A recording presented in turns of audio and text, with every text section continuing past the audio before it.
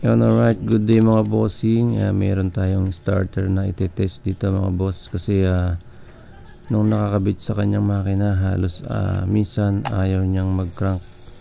Minsan naman nagka-crank mga bossing. So kaya binaklas na natin yung starter. Tapos maingay siya mga boss. Ngayon tinetesting natin mga bossing. Makikita nyo sobrang bagal ng ikot nyo. So yan, pagka ganyan mga bossing, ang kailangan lang natin i-check dito is yung carbon brush, tapos yung starter solenoid nya. So yan mga bossing, yan dito mga boss ay pinalitan natin dito yung starter solenoid. So na-check natin yung carbon brush nya is napaka haba pa mga bossing. Tapos nagpalit din tayo ng Bendix drive dyan mga boss.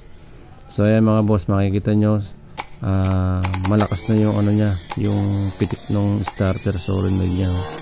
So yan, makakapag-start na yan ng makina mga bossing. So yan lang mga boss, yung ganun na gagawin nyo pagka kailangan na i-check. Yan, palit kayo yung starter solenoid o kaya yung carbon brush. Okay na mga bossing. Alright.